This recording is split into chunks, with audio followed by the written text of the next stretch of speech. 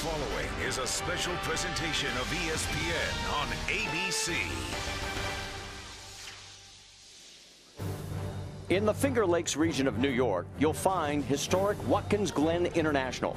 And each July 4th holiday weekend for the past 3 years, it has been the site of fireworks not only in the sky, but on the racetrack as well. Today we begin the second half of the 2008 IndyCar Series campaign. 26 cars will be on this track, 3.3 miles in length, and the fans have turned out by the thousands. Upstate New York, the winding roads of Watkins Glen International. It's the 4th of July weekend, the start of summer. And the stars of IndyCar have hit the road for 5 of the remaining 8 races. And drivers will find no summer holiday chasing down points leader Scott Dixon, who's looking for his 4th straight win at the Glen. Victory circle at historic Watkins Glen. Come from the cities and they come from the smaller towns. R-O-C-K in the USA. R-O-C-K in the USA. Yeah. Rockin' in the USA. The IndyCar Series rocks the Glen in this weekend's 4th of July showdown.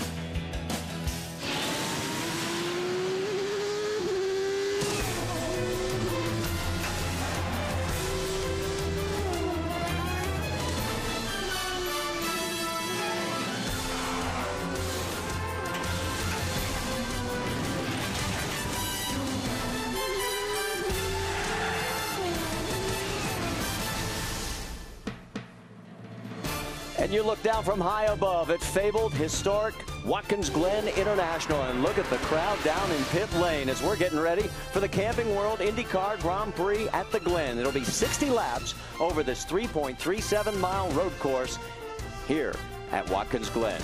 And, of course, everybody's going to be paying a lot of attention to that man right there, Scott Dixon. He could make history today. No one has ever won 4 in a row at the Glen. And Danica Patrick, well, she'd like to be a winner here, but she's going to have to come from the 14th starting position. Elio Castroneves is even worse shape.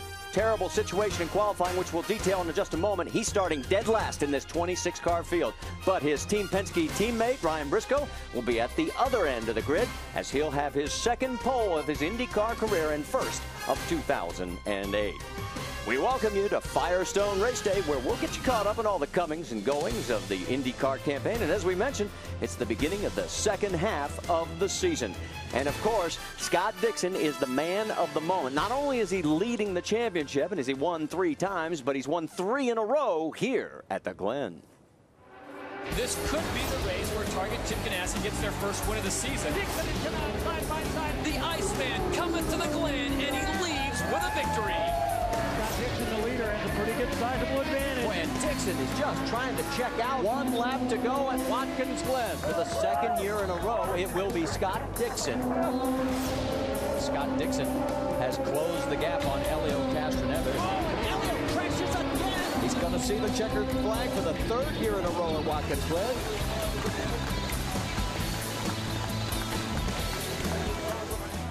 Scott Dixon and Graham Hill, the only 2 drivers to win 3 in a row at Watkins Glen. It's pretty good company. What would it mean for you to win a 4th straight here today?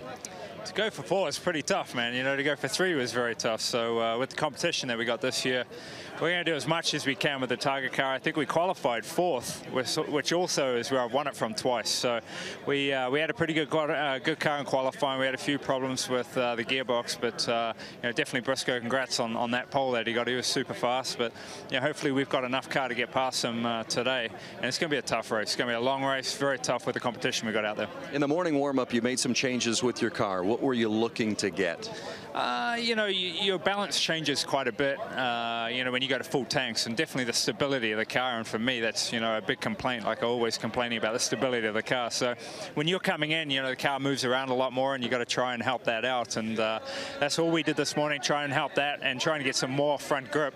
Seems as you run longer here, the front tires really get a beating. So we're going to try and do our best with that. He may be starting 4th, Brienne, but he's the man to beat today. Thanks, Vince. The number 6 of Ryan Briscoe starting from the pole today, just further evidence that his season is on an upswing. Ryan, how do you account for the momentum you've got going into the second half of the season? Well, you know, it's just great. I think, you know, as I'm getting more experience and so on, obviously, you know, here in Watkins Glen, this is one of my favorite circuits, and, you know, I just love this place. So I was really pumped up about coming here, and it's great to have gotten the pole.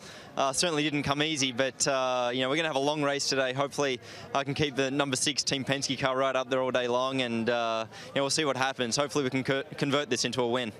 Now, Dixon's been dominant here the past 3 years. What will it take for you to unseat Mr. Watkins Glen today? Well, he'll have to finish behind us. I think that'd help. So, I don't know. I mean, Dixon's definitely tough competition, but he's not the only one. And definitely with the unification of Champ Car, IndyCar all together, we've got a lot of very good road course races up the front there. And Justin Wilson on the front row with me. It's going to be tough. So I've got a lot of confidence in my team, though, and in my equipment. And, you know, I'm feeling good about it. Back to you, Marty. All right, thanks, Brienne. You know, his teammate, Elio Castroneves, we learned something yesterday. We'll explain what that is when we come back. We'll talk to Elio about his adventures in qualifying. And for Tony Kanaan, he's got an injured left wrist. We'll explain how that happened as well when we return to Watkins Glen International.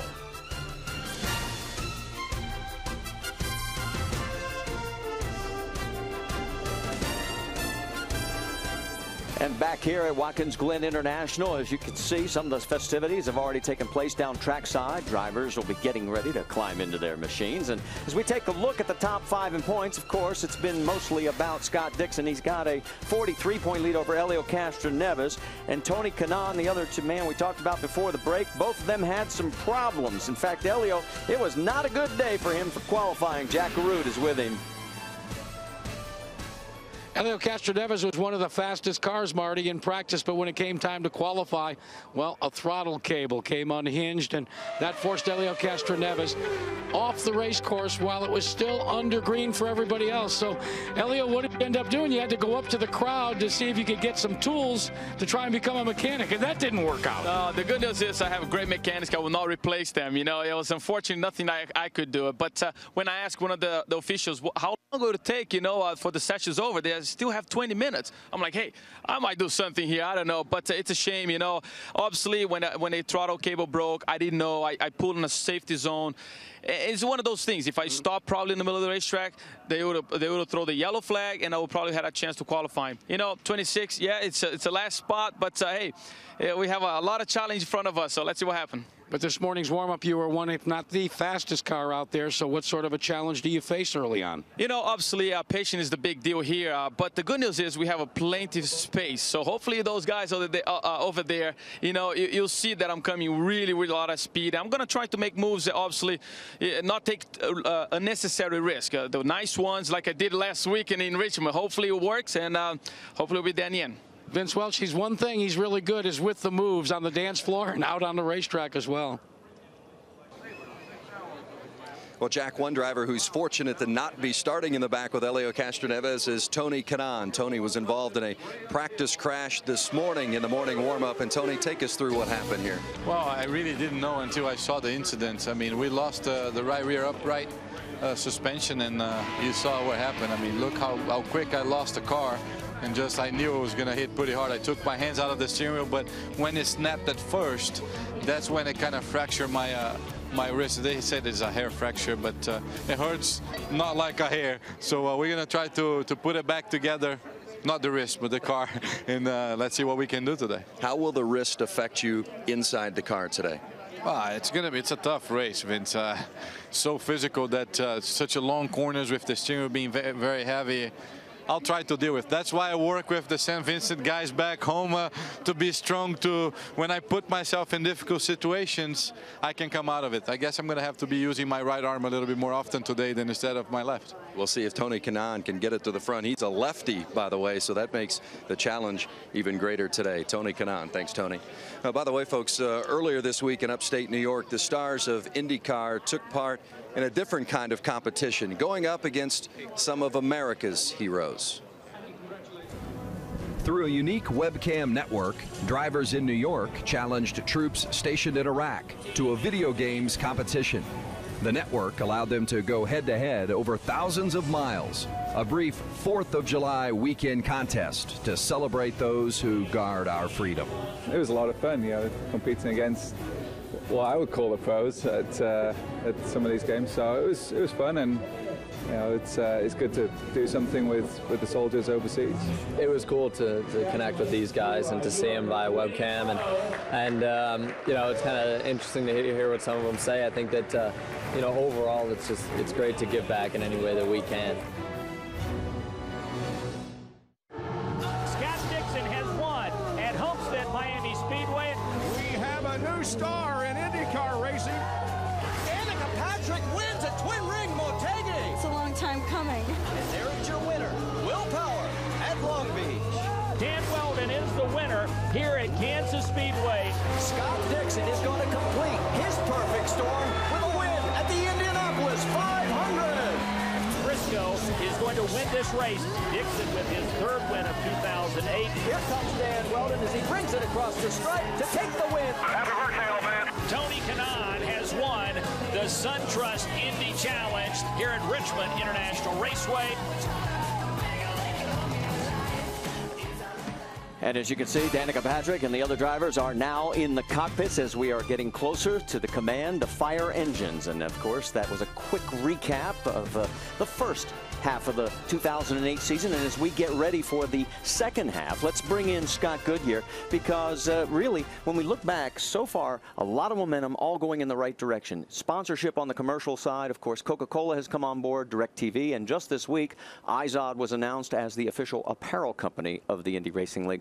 But there's other places we've seen it, Scott, especially at every track in attendance and also in television ratings. They're all up. Yeah, absolutely, and that's been off track. You know, on track itself, the competition has grown, and for all the drivers that are joining this series, they didn't have much oval experience. Well, now they come to shine because we go to a lot of road courses. It won't be great for Ed Carpenter and AJ Foyt, who have really a lot of oval experience. They will struggle here, but for all these road course specials that have come over with these additional teams, this is when they're going to shine. They're looking forward to this opportunity here in the last half of the season. Let's quickly talk about Scott Dixon. He's been the man so far this year. I mean, his worst finish, St. Pete's, 22nd, everything else 4th or better. Just a continuation of where that team was last year. I've asked him many times, and he said, we were so good last season, we just expected to start the year like this, and that's exactly what he has done. You know, there's going to be a lot of challenges going up here to win the championship if he can do that, but I think that team is poised and ready to go. I don't think they see them making any mistakes from here forward. All right, let's talk a little about news and notes, because Elio Castroneves has agreed in principle. They haven't signed the paperwork, but he will be staying at Penske Racing in the IndyCar Series for a multi-year deal. And, of course, that brings us to Dario Franchitti, as Chip Ganassi was forced to shut down the number 40 team. And Elio told us yesterday maybe the grass is not so greener on the other side. So as we close out Firestone Race Day, we'll get ready to fire the engines and get this race underway as we go down trackside with 26 cars on the starting grid, and we can tell you that the attendance here, like every place else, is up. So as we go trackside to get the Camping World IndyCar Grand Prix at the Glen underway for 60 laps. Time for those most famous words in motorsports. Please welcome back your Grand Marshal Mark Calzone as he gives the command. Ladies and gentlemen, start your engines.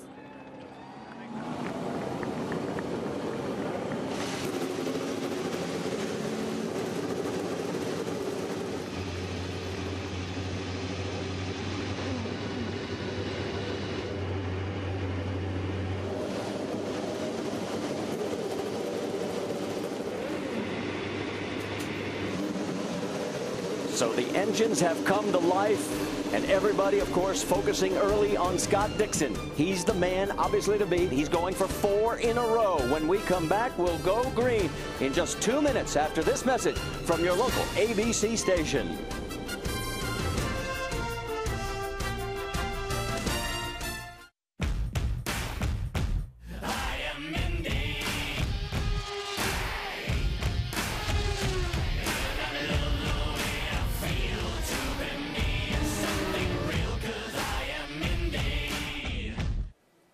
And it all started back in 1948. Cameron Argetsinger, who died just earlier this year. He was the one who came up with the idea. The original race course, 6.6 miles. It ran through the streets of Watkins Glen. In fact, they had to stop the trains because the course crossed the tracks twice. And the winner today, gets the trophy that is named for Cameron Argetsinger. Let's talk about this track, this beautiful 3.3 mile layout. A track that's favorite to all the drivers here. You know, this track itself has hosted F1 races, Kanaan races, and Formula 5000 races. But the biggest problem right now we've had this weekend is down here in the toe of the boot.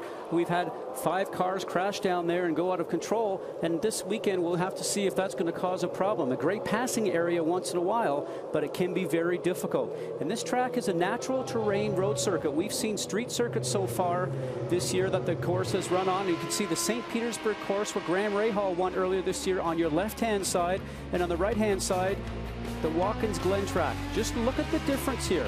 Winding through the gears, ready to go up through the S's here at Watkins Glen. And you can see the St. Pete's track. You've already gone through a few turns, hard on the brakes, and going through city streets over manhole covers and courses that are put up just for the race itself. Well, at Watkins Glen, all the drivers love this because it's a natural terrain road course, and we have the opportunity to come and test here, and all the drivers will tell you it's one of their favorites without a doubt here at Watkins Glen this weekend.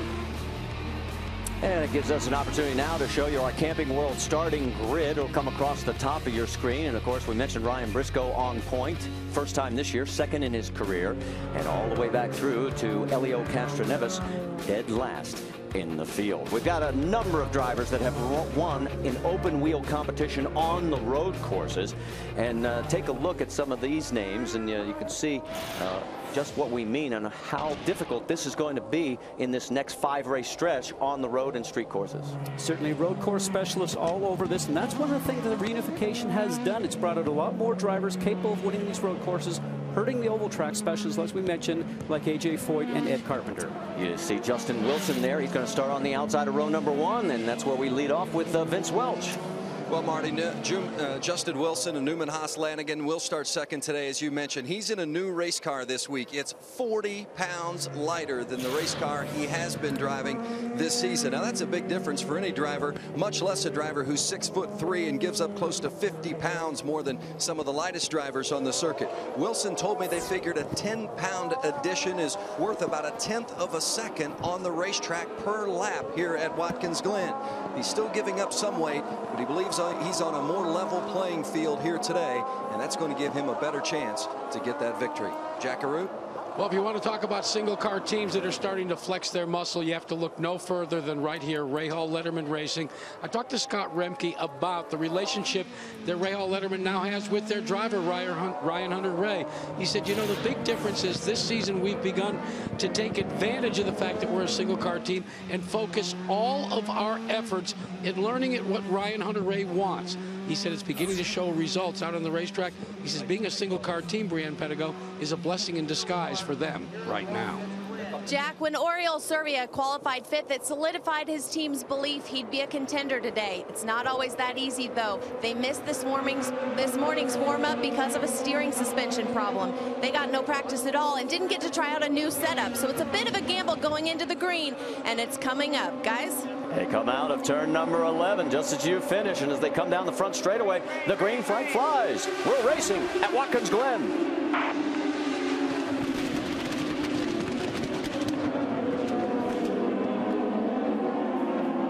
Couple cars get wide. That's E.J. Vizo going way wide. Another one farther back in the field. But everybody's still clean and on 4 tires.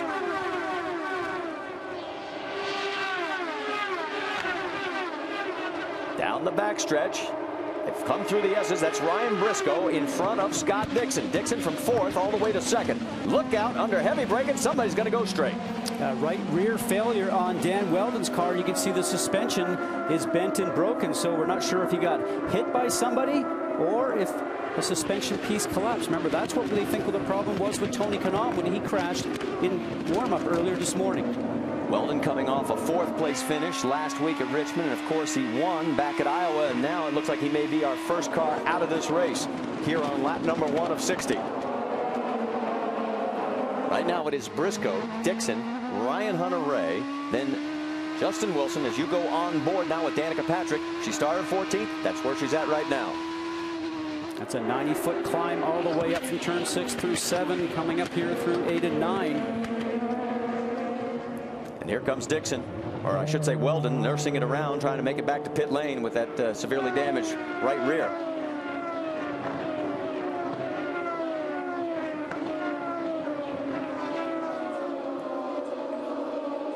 Now, we are being told by IndyCar officials that the 9 car of Scott Dixon is going to have to drop back 1 position to keep from being penalized. He passed Justin Wilson before the start. That's why you saw him going through the middle, as we see on the right-hand side with Dan Weldon's car being repaired right now. Vince Welsh, you have more? Well, they are looking at the right rear of Dan Weldon's race car, and there is some scuff mark on the end plate of the wing on the outside right side. So this is going to be a situation where it's going to take some time to go over the race car and make sure, first and foremost, that the car is safe to push back out if indeed there's no serious damage to it. But first things first, it's going to be a diagnosis, and I do see some suspension parts on the rear that are broken. So this is going to be a lengthy stop, if not a one that ends the day of Dan Weldon. And Vince, certainly difficult for drivers. We watch Scott Dixon now, who has gone back behind Ryan Hunter-Reay, and that was a situation from jumping the start, as we classify it. On the original start, you are not allowed to improve your position until you cross the start line. Subsequently, on restarts, as soon as it goes green, you may pass at any place on the racetrack. One of the drivers that will probably have that most trouble on the start here today would have been Elio Castroneves, because he was starting at the back. Now, we're on board with Scott Dixon. The start line is quite a ways up. He's already left his second row, improved his position past the McDonald's car on your left-hand side. And when he went across the stripe, you saw that he was already well in front of the cars that outqualified him. So now you see him back in the 3rd position. So let's reset it for you. It's Ryan Briscoe up front of Ryan Hunter-Reay by 1.6 seconds. Then Scott Dixon is 3rd. Tony Kanaan 4th. Oriol Servia has moved up to 5th. And we have seen a lot of cars dropping wheels off at that very spot, and each time you do that, it gets worse, and somebody's going to end up having a big problem there. Well, drivers love to use all the road if they have that opportunity. Meanwhile, let's drop back. That is Elio Castroneves. He is in the 20th position right now. You can see how quickly the cars spread out on this type of course, on this natural terrain road course. Very different as we watch Elio Castroneves now trying to make up some time. When I spoke with him this morning, he said, you know, on an oval, all the cars are generally bunched together and you have an opportunity to do a lot of drafting, a lot of passing. But in this situation now, as he comes across Mario Dominguez, he said, cars will spread out very quickly. I have to be very aggressive, but I have to be patient. And he said, you know, Scott, sometimes I'm not a very patient driver. I took a look in turn 7. Remember, this is where we've had 5 incidents this weekend. Thought better of trying to stuff his nose in there, and falls in behind Dominguez. That is for 19th. Now he's going to dive underneath him, so give him another spot.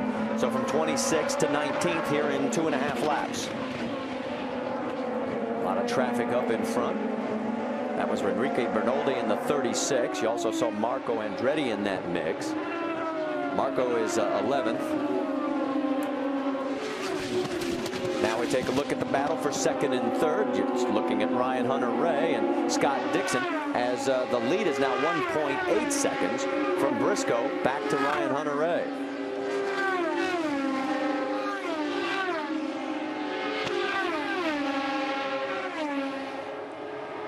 So as we take a look a little bit further back, you go 4th place is Tony Kanaan. Oriol Servia is 5th. Mario Marias has moved up to 6th. He was started 13th. He has done very well. And what's happened to Justin Wilson? Well, that outside number 2 starting position is faded to 7th. Jack, you've got more? Well, Marty, you remember that melee down in turn number 1 where it sent cars scattering. Justin Wilson backed out of the throttle, a bit concerned that he didn't want to get collected early. Meanwhile, a car that was good enough to start on the outside pole yesterday during qualifications when put in race trim, and I quote, is awful. Justin Wilson does not like the race car anywhere around this racetrack. Calmly, his crew has told him, we'll make adjustments on the first stop. Well, Jack, he almost bought the farm right there. Dropped 2 wheels off coming out of turn 7, saved it. And you can see his teammate Graham Rahal not faring much better. He is back in 17th position. And that is Taryn Manning all over the 0-2. As he tried to get around him a couple of times as they head for turn number 10 right there. Whoa, that was Marias dropping 2 wheels off coming through 10. And Marias was very fast this morning in the warm-up. I was watching him all the way around the race course, and guys like Scott Dixon and Tony Kanaan were not making any ground on him whatsoever. A very fast, talented road course driver. And Justin Wilson getting back up on the curve and going through there. Remember, he's a road course specialist. 16 Formula One starts to his credit. Also was a 2001 F3000 champion. Take a look at the battle for second right now, as you've got Ryan Hunter-Reay holding on ahead of Scott Dixon, the man who's won here 3 years in a row at the Glen. Meanwhile, back in the pits, Dan Weldon continues to be having his car worked on.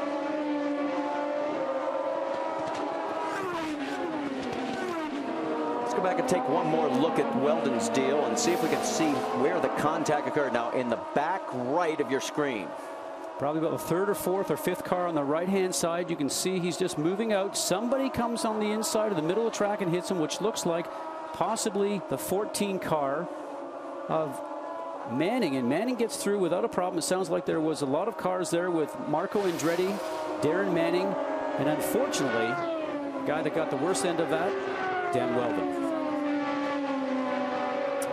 So you can see that 3 cars just don't want to fit where 3 cars can't fit. And unfortunately for Dan Weldon, it was the short end of the stick. We're working lap 5 of 60 here at the Glen, and out in front is Ryan Briscoe. Well, as you saw on side-by-side, Elio Castroneves has trouble here early in the race, while his teammate Ryan Briscoe's out in front. Look at him. He is beside himself. He sat on pole 3 years in a row here until this year. And we heard him say something on the radio about the gearbox, that he couldn't get the gear. And he's asking, why can't they push me a little further? And they're not doing that. Let's take a look back and see what happened.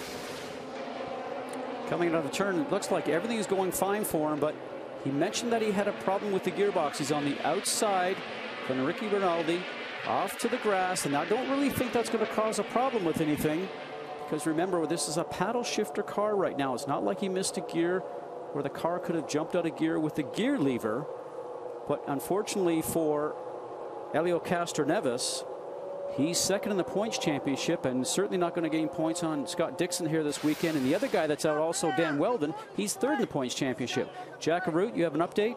Yes, Scotty, right now Elio Castroneves is live as he's trying to get someone to start his car. No one would do it, so they're going to move into Marty Roth's pit. Marty Roth's crew has gone to work. They're going to take their electric starter and try and refire this car so the Team Penske car can get all the way down to the other end of pit road, where they hope maybe by changing the steering wheel they might get the gearbox back. Remember, they have the paddle shifter, and that is Dan Weldon still in pit lane getting worked on. Marty, the first starter didn't work for Roth Racing, so now they're going to the second one. It's a fire drill down here. Things have gone from bad to worse for Elio Castroneves. And now the connector to the starter has fallen off Roth's car. Now they're going to pull it behind the wall. The Penske team has gotten here. Sanity is going to prevail for a moment. So we're under our first caution as a result of Elio Castroneves slowing on the track with gear problems. And here comes everybody else. And who are the takers coming in? Mario Marias. Let's send it to Vince. Well, everybody was keeping an eye on the leader. What would the leader do? And the pit window opened up on lap 6, and that is when Ryan Briscoe and all these other cars are coming in for pits, but they were following the lead of Briscoe. But now Briscoe has decided to stay out. His team's back over the wall. Danica Patrick is in, and others as well. Some of the others include Hideki Muto, Mario Marias, Enrique Bernoldi, Jamie Kamara, Mario Dominguez, Milka Duno, and Justin Wilson is still in pit lane. They're having trouble with the left rear. And he still has yet to rejoin the field, although he'll have time to get back into the mix before he goes a lap down. And the crew is looking underneath the rear end of the cars. It looks like they're having more than just a left rear tire problem, Scott. Very difficult for a driver when he knows he had a car capable of running up front, but right now he will be at the very back of the complete group at the very minimum, so he's got his work cut out for him. But for these two cars right now, and Elio gets his car fired back up. So maybe the steering wheel was the problem as he is fired and back underway. We show him now 2 laps down to the race leaders. Let's check in on his radio from just a little bit earlier. I went to first gear and just simply neutral. That's it. No responding on the gear levers. It's not mechanical. It's something happened. Something cut off the gear levers. sounds like he got the right diagnosis with the steering wheel. And don't forget, just yesterday in qualifying, Scott Dixon had the same problem with the electronics on the paddle shifter. So maybe this might be some of the same thing. Vince Welsh? With Tim Cindric and Tim communicating with Elio. Tim, any idea what the problem was? No, the gear shift stopped operating, and that point in time, so we obviously couldn't get it started there, and we finally got it started, and it came back together. So it seems like it's an electrical or a gearbox problem of some kind, but no. There you have it, guys. Still guessing a bit, but these next laps certainly going to be indicative possibly of whether or not this car is in it for the long haul or whether they're going to be back in to do some work. Jack, let's send it your way. I will update you on Justin Wilson. The IRL tech people saw some fluids leaking out of the rear of the car. They would not allow Justin Wilson to come back out until the problem was diagnosed. That's why the McDonald's crew is hard at work at the back of the car. They're going to pull the attenuator off and see if there's a leak in the gearbox. And he's going to go at least one lap down because we're going back to green flag racing. It is Ryan Briscoe, Ryan Hunter-Reay, Scott Dixon, Tony Kanaan, Oriol Servia. That's your top 5. 13 cars took advantage of the yellow to pit. And you saw Bruno Junqueira on the start going underneath Taryn Manning with a nice move going into turn 1.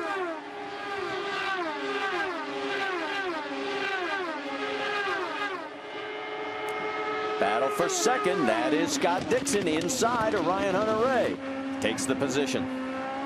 Not what Ryan Briscoe wants to see. He knows how good Scott Dixon is here at this track. When he gets an opportunity to get on a straightaway, we're like right there. Look in his mirror, and you'll see that Dixon has now made the move past Ryan Hunter-Reay.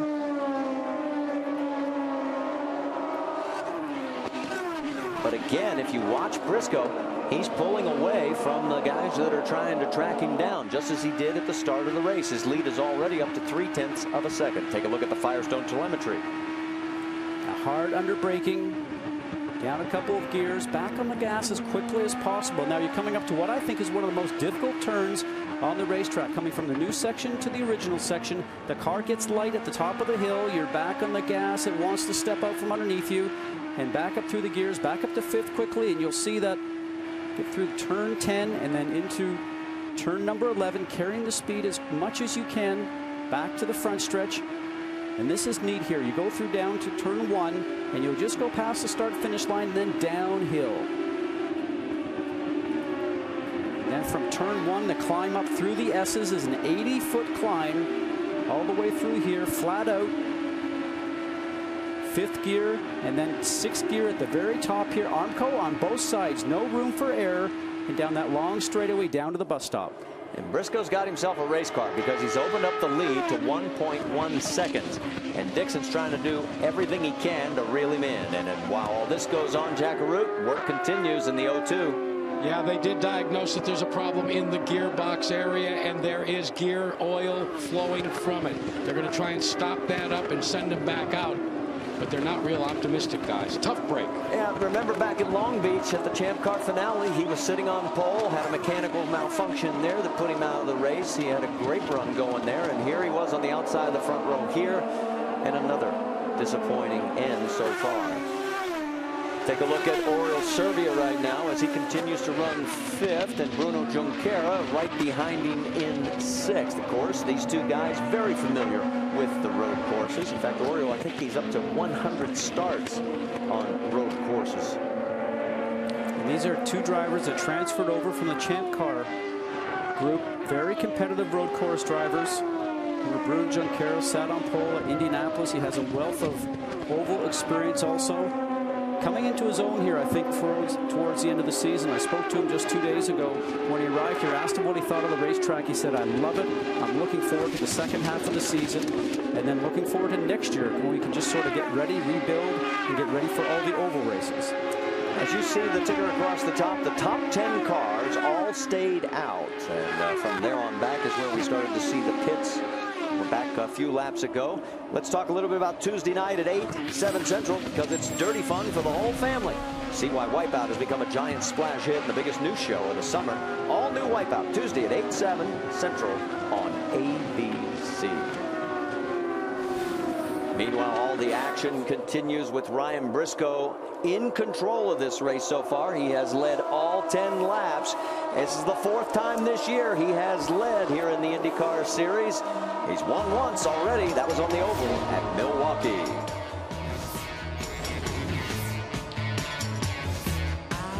It's the most prestigious championship in the game, the birthplace of golf. Now the world's best meet on the legendary links of the sport's oldest major. The Open Championship on ABC, Saturday, July 19th at 9 a.m. Eastern and Sunday, July 20th at 8 a.m. Eastern. And as we take a look from high above, that is the toe of the boot here at Watkins Glen International. And at the lower part of your screen there, that is our race leader, Ryan Briscoe. Let's get you up to speed. Vince Welch, you're up.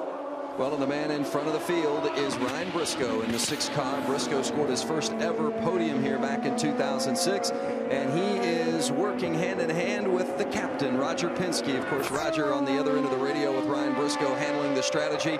And Roger Penske, when he was a race car driver, the first time he ever raced here at Watkins Glen, 1960, an SCCA event, he drove a Porsche to victory. Roger's been away the last couple of weeks because of health reasons, but he's back on the stand for Briscoe today.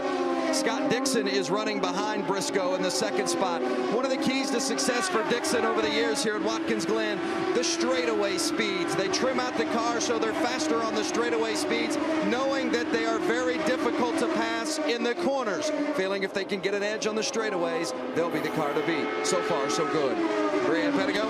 Vince, right behind him is Ryan Hunter-Reay in the 17. He set up his car exactly the opposite of Scott Dixon. In fact, in this morning's practice, Bobby Rahal and his driver, Ryan Hunter-Reay, set up their car to be secure in the corners rather than fast on the straightaway. Right now, Bobby's reminding him, race your car. Don't try to follow Scott Dixon's line. Vince?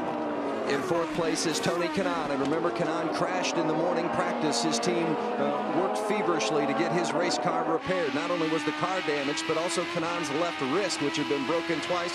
He told me suffered a hairline fracture. No complaints about the wrist, but he is complaining a bit about some understeer in the car. But he's not completely unhappy with the race car, that's for sure, feeling though it's good enough to get to the next stop. Brianne? Serbia in his best start so far this season, looking to be the best of the rest. Right now he's 9th in points, the only driver not a member of one of the big 3 teams to crack into the top 10 of the point standing. The team is having to find newer, bigger goals to set for themselves. This week it's simple: win the race. We talked to Oriol earlier about what it'd be like for the transition drivers to come back to their comfortable ground of road courses.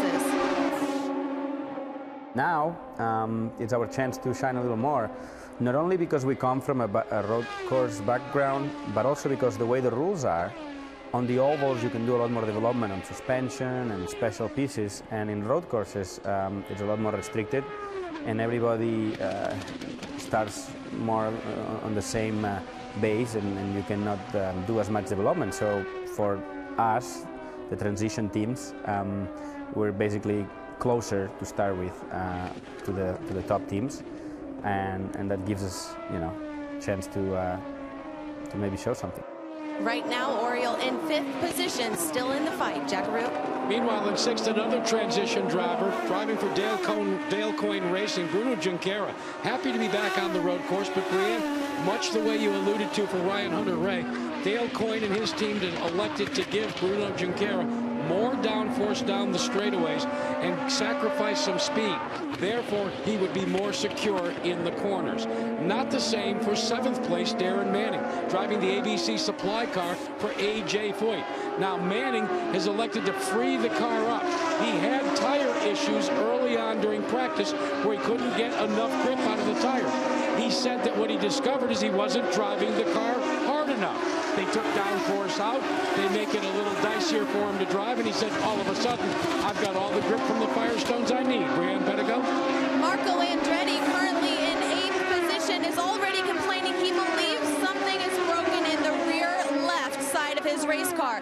They have opted to keep him out, but unfortunately, we've already begun to hear Marco say on the radio, I'm not sure I can make it to the end of the race. We'll see how that plays out.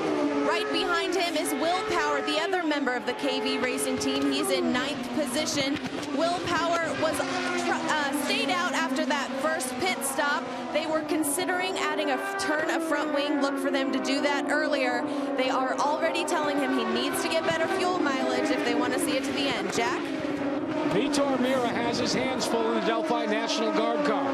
He just cannot get the speed out of the car that he had hoped for. In fact, IRL IndyCar officials have already warned Vitor Meira that he must pick up the pace because it's being perceived as blocking. Who is he blocking? How about the Roll Coder Special piloted by Buddy Rice?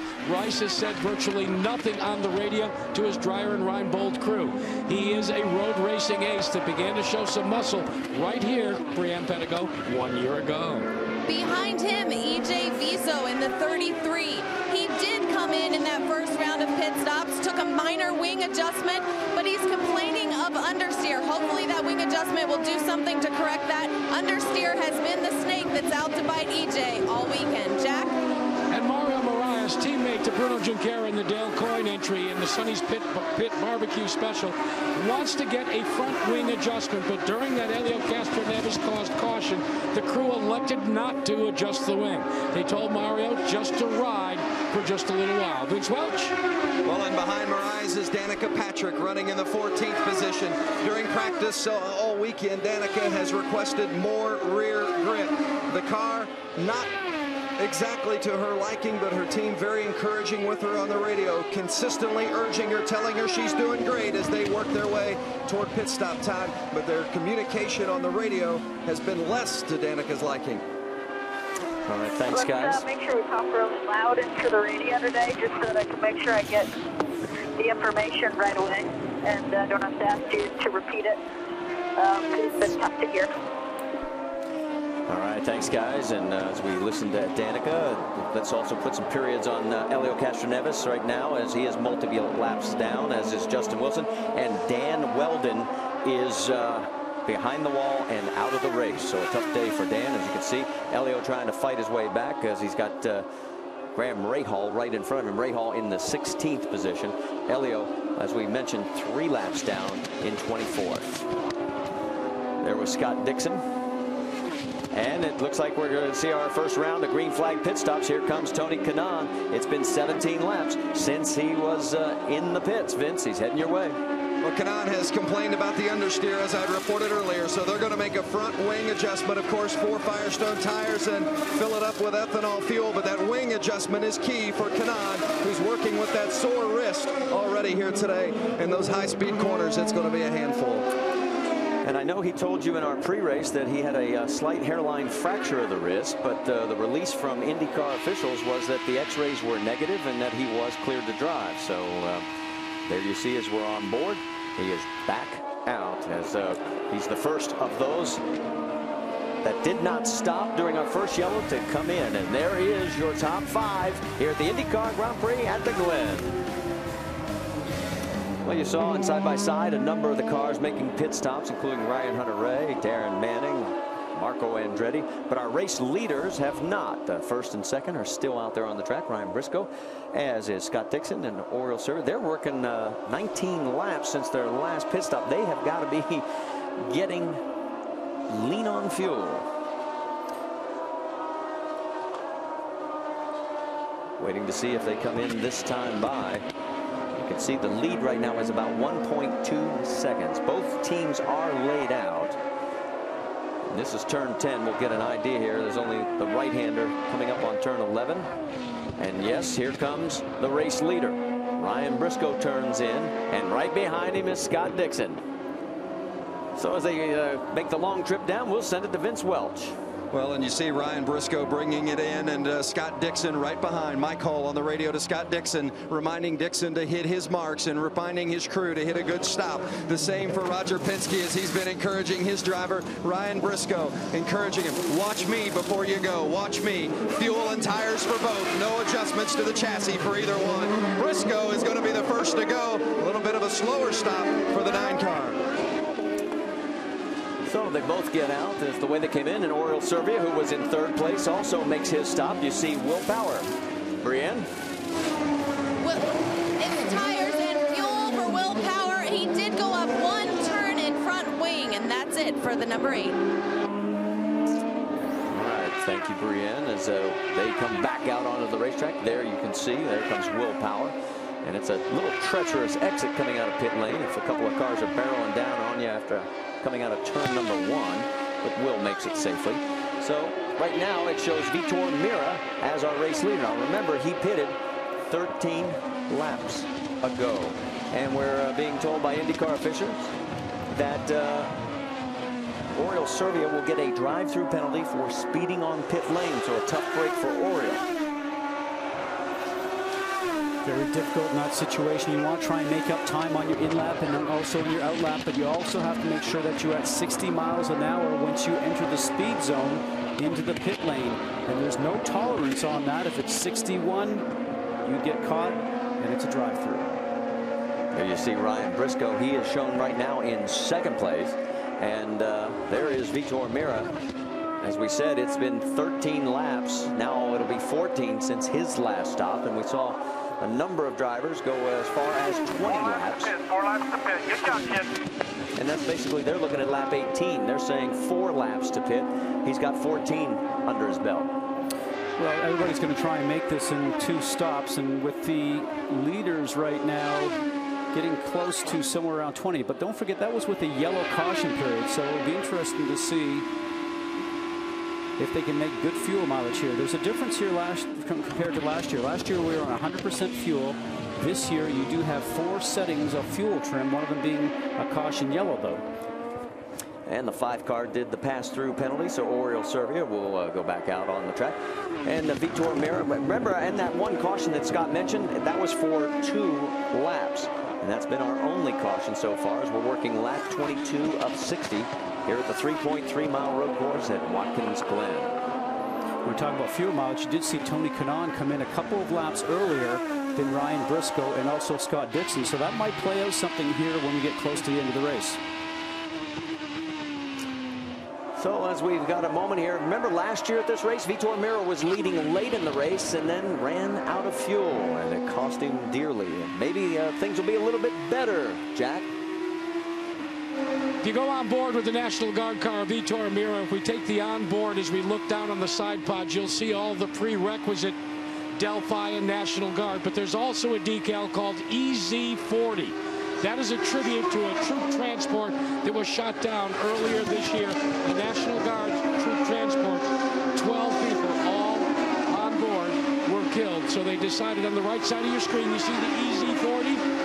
That's the way this National Guard team is paying tribute to those fallen heroes on the 4th of July weekend. Thank you, Jack. And we want to also remind everybody the American Forces Radio and Television. And up the 0-2, Justin Wilson is out of the race as he has pulled off into that turnoff area on the short course. So a tough day for Justin Wilson as he is unbuckling, and his day is over here at Watkins Glen on the road course.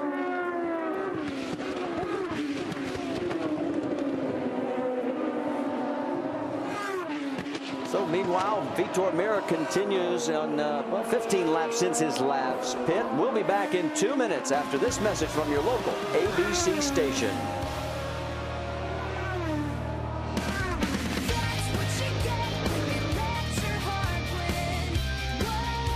So back here at Watkins Glen International, you're looking at the race leader, Vitor Meira, but remember he has an upcoming pit stop. It has been 17 laps since his last entrance into pit lane as he makes his way down through turn 6 in towards the toe of the boot. And of course you heard Jack's report right before the break saluting the crew that was downed earlier this year. And we want to welcome the American Forces Radio and Television Service, providing today's race to the American military servicemen and women and their families overseas via the American Forces Network. On this 4th of July holiday, gang, we are so proud of all of you. Well, he's going to have to stop soon, Scott, and right behind him is Ryan Briscoe, our other race leader. And we're hearing what might be this lap. Yes, it looks like he ducked down below the yellow line. And Vitor Meira does peel off. And Jack, he's coming your way. Vitor Meira being vectored in by John Barnes, calling calling the shots. The crew is ready to go to work. He comes in a little hot, locks him up, but hits his marks precisely. Now, the whole key here is this is a car that is running without a lot of downforce on it. Let's go to Brianne Pedigo. EJ Viso in his pit currently. Tires, fuel, and a little bit of front wing. And Danica Patrick is in her box as well. She comes to the pit lane in 10th place. Fuel and Firestones and a front wing adjustment as well. And Patrick is off. A good clean stop for the AGR crew, Marty. You saw Elio Castroneves, as again, he is several laps down as we go on board with Danica Patrick.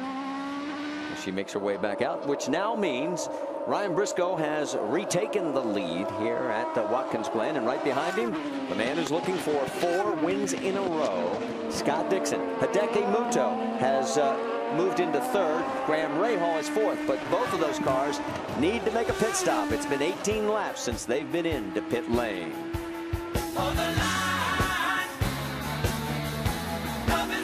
Don't forget to join us Saturday night. The IndyCar Series continues over on ESPN. Don't miss the Firestone IndyCar 200 at Nashville, Saturday, 8 p.m. Eastern on ESPN. For more, just log on to ESPN.com.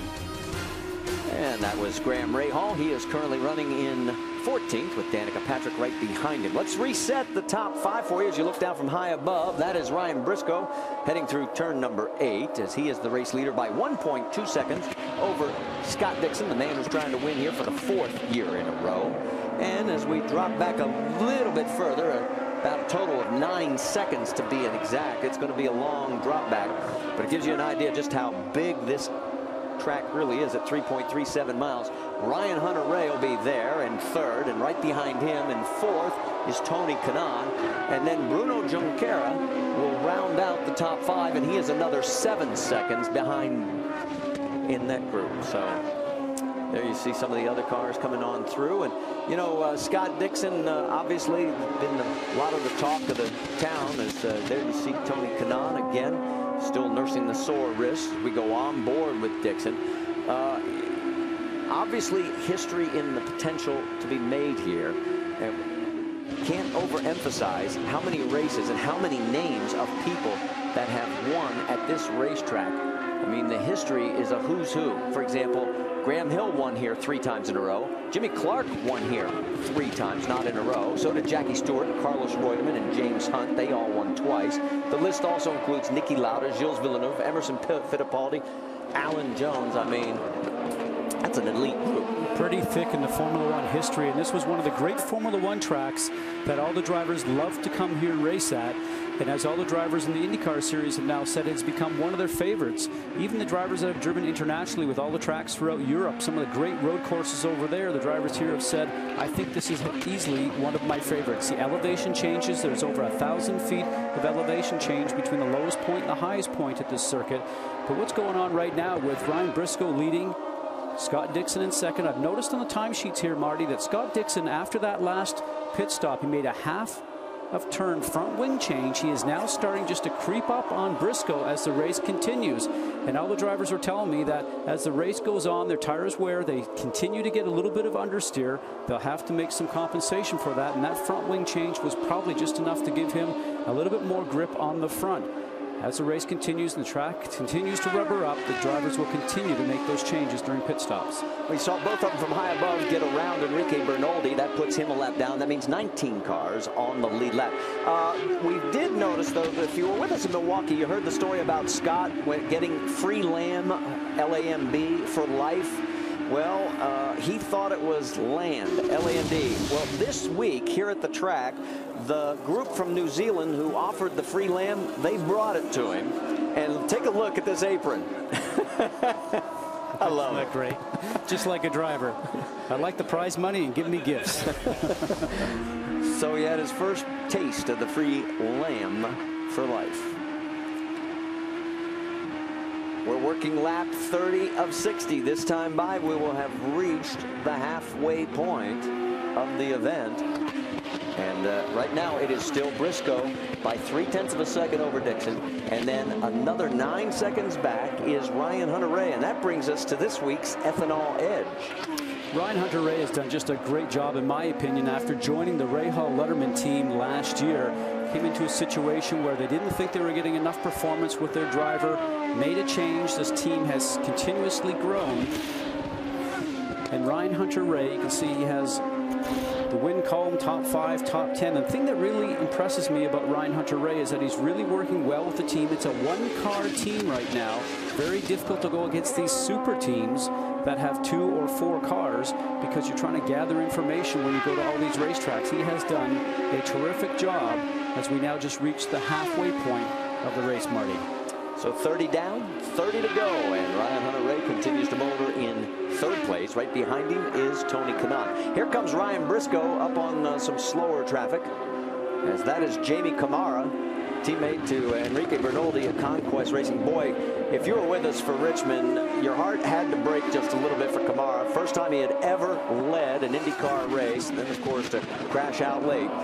He gives way to the race leader and allows 2nd place to go through as well. So that now means 18 cars on the lead lap. A.J. Foyt, the 4th, is the next potential victim. So meanwhile, as we continue here at the Camping World IndyCar Grand Prix at the Glen, it is all about Ryan Briscoe and Scott Dixon as we're rocking in the USA.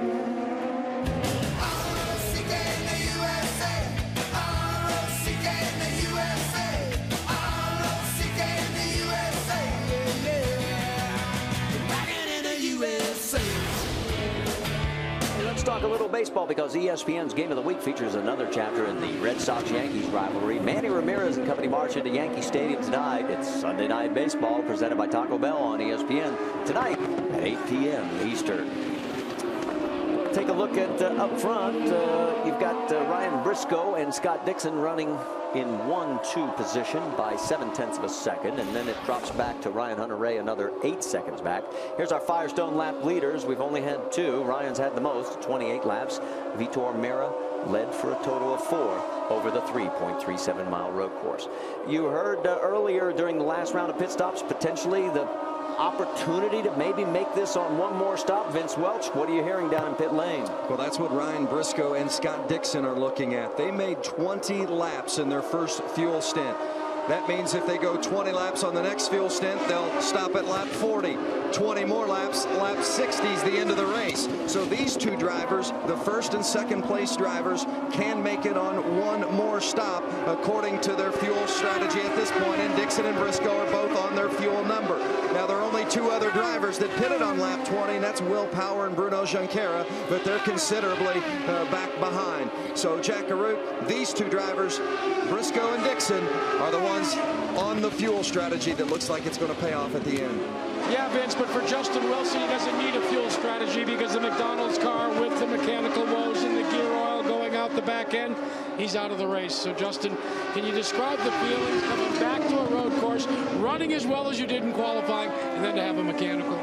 It's obviously disappointing. It's 3 times now we've been really quick on the road courses, but not being able to follow through. So I'm obviously disappointed. McDonald's car was really quick.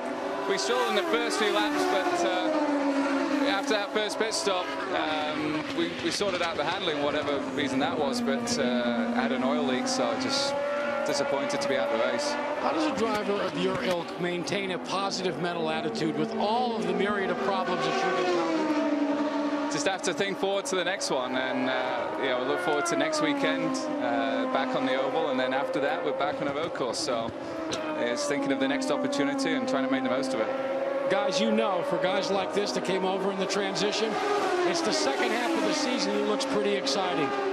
Road courses and more road courses. And he'll still have 4 more with 7 races to go. Whoa, and look at Briscoe. He is pushing a little hard, and that one almost cost him dearly. And we're getting word there is Tony Kanaan coming into pit lane, so he peels off from his top 4 spot. Vince? Yeah, but the problem with Kanaan is he's pitting on lap 34, so he's not going to be able to make it to the end. So he's going to have to make a stop beyond this one, and that ultimately is going to be the price. That's too much to pay in regards to victory in this race unless something drastic happens up in the front. Well, and Scott, I know you're thinking about one thing about this lap strategy of making it 20 laps. 2 of those laps were under yellow. Well, and that's why I think it's going to be difficult to fill out the complete 20. We'll have to wait to see what kind of fuel mileage these guys have. Now, they can turn the fuel knob on their steering wheel to position 4 or position 3, depending on what kind of system and what kind of way they have it set up. But they will go to the leanest setting possible while still running at race speed. And then what that allows them to do is to save fuel. The other thing they can do is to just take their foot off the throttle a little sooner going into the turns and try to be smooth with the accelerator on throttle application. The two guys at the front, Ryan Briscoe, lots of endurance experience, and Scott Dixon running in second, are really masters at that, but I still think that's a stretch. Well, and as you go on board with Tony Kanaan, we got word that as he was coming into the pits, he got extremely loose. Let's go back and take a look at this. This is turn 11. Just trying to carry speed in the back end, steps around on power application. And lucky for him, he got it all collected before he got to the timeline. Otherwise, he would have been over 60 miles an hour in that stop-and-go penalty. All right, so as Tony Kanaan continues, we'll be back in 2 minutes after this message from our ABC stations. You're watching ESPN on ABC.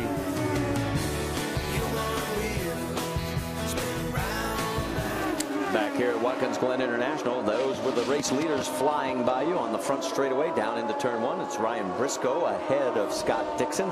They are due for some pit stops with 23 laps to go. We can update you, Dan Wheldon has gotten back out into the race, albeit he is 19 laps down, and here he comes in for another pit stop. Meanwhile, the battle up front is getting very interesting because Dixon is getting closer. Let's check in with Vince Welch. Well, and it's been an extremely disappointing event for Dan Wheldon, and Wheldon is going to shut off the engine, I believe, and get out of the race car. Now they're going to go ahead and change it, but I'm sure they've just told him that they are going to shut off the car and get out. He was not keeping up a speed that the league was happy with, so Dan Wheldon, who came into this event hoping to score his first road course victory, not going to happen today, obviously, at Watkins Glen. Well, right now, he would drop 80 points behind in the championship chase based on what we're seeing as far as finishing positions. Of course, that could change as a lot is still to unfold with 23 laps. And look at this, Ryan Hunter-Reay and Tony Kanaan, and neither one's given an inch. And Ryan Hunter-Reay, who did make a pit stop while we were in that break, holds on to the spot. Wow, that was tight. That was for 9th position on the racetrack, and they were duking it out like it was for the win on the last lap. I'm sure Tony thought better of it. 2 reasons. Number 1, he was on the outside going into the bus stop, and if he ended up banging wheels, it could just aggravate that wrist that he injured this morning when he had that practice crash in warm-up. We have 18 total cars on the lead lap right now. AJ Foyt, the 4th, is in 18th spot. So behind Ryan Hunter-Reay and also Tony Kanaan, the number 3 of Elio Castroneves, after his early problems. He is running 23rd, 3 laps down. So there you can see right there, all 3 of them heading for turn 10.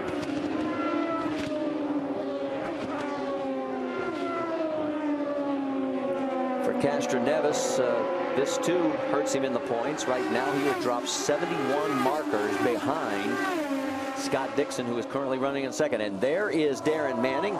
And Jack, let's send it your way. Taryn Manning, remember a couple of weeks ago, AJ Foyt said he just stepped out of the saddle, fell off the car. In a very physical, enduring race here today, he has not done that. Meanwhile, Oriol Servia is in for his pit stop as well. With 39 of the 60 in, we're starting to see a lot of the front runners, guys, come out of pit road for service. But do you notice Bruno Junqueira is not there yet? No, Junqueira is still out on the racetrack. He is running in 3rd position right now. It's been 18 laps since his last stop as well.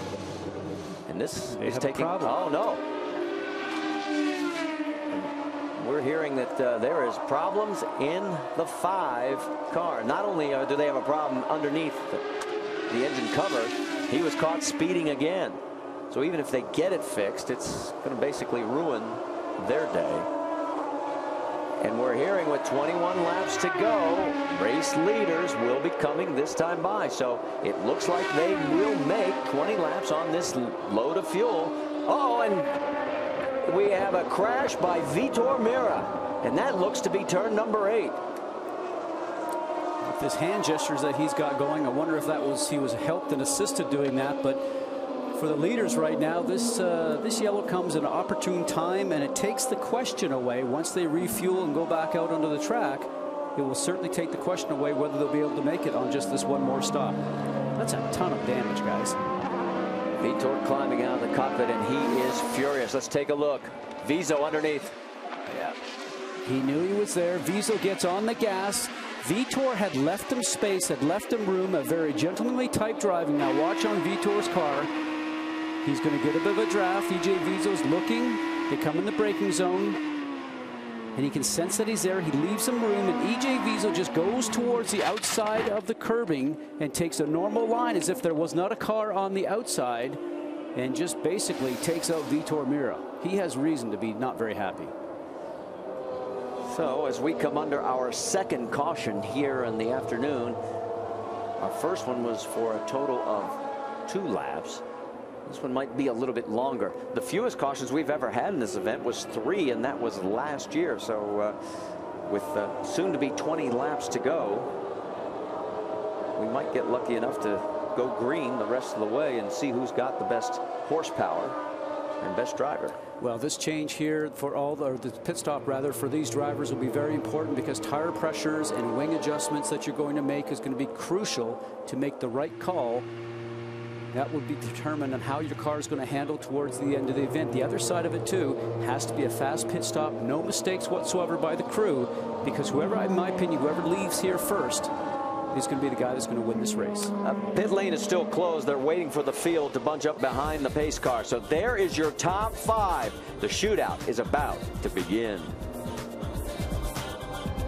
Well, you saw Elliot, or I should say Vitor Meira, get into the Delphi safety car, and he'll go back towards pit lane. Obviously, he is not going to be real happy with EJ Viso. We're under our second caution. This is the reason why. The 4 car on the outside, Vitor Meira, leaves him space to get through on the inside, and what does he get repaid with? EJ Viso just forcing him onto the outside and taking him out and pushing him into the wall. And there you can see he's looking at him and asking why.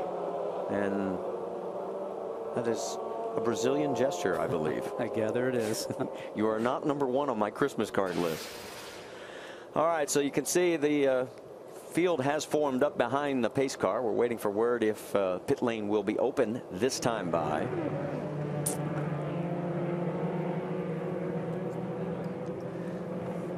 And we are told that pit lane will be open as they are going to be coming around to turn number 10.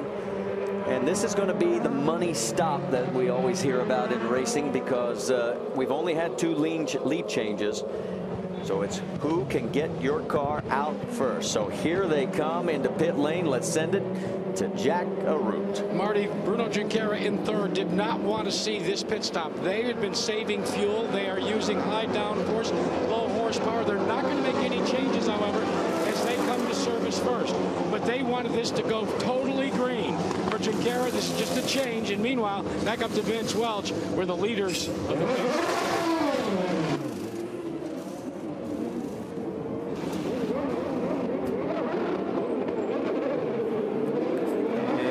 Just what I thought would happen. Does Dixon get to the timeline ahead of Ryan Briscoe? This will be interesting to see. And Danica Patrick, Marty. Well, we had a tire come loose back at pit lane, and a problem with Danica Patrick in her pit as well. She is down in front of the pit box, in front of the Target Ganassi group, and her front wing is ripped off. I thought that was a little bit of a rude gesture from the Target team, just to go and plunk the front wing on top of the wheels there. I don't know exactly what happened there. I was watching towards the bottom of the screen to see what happened as far as who was coming off pit lane first. And then all of a sudden I did see a tire bouncing around in pit lane. And Danica's day comes to an abrupt end. Now she's about halfway back your screen there. Everybody else is coming out. Car comes down. Here she is on the left side of your screen. Whoa! And she just over accelerates it. That's exactly what that looks like. Now, we're not sure if something broke in the back of the car. Sometimes you can break a half shaft when you're departing, but it looks like the tires were spinning. She was just trying to get out of the pit lane as quickly as possible. Now, well, if we're going to go on board, let's listen.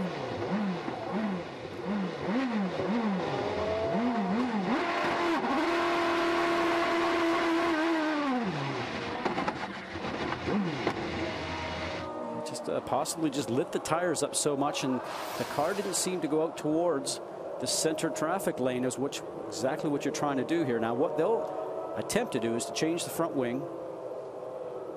It doesn't look like there's any suspension damage. You know, yesterday, if you were on our webcast, we are now doing qualifying on the web.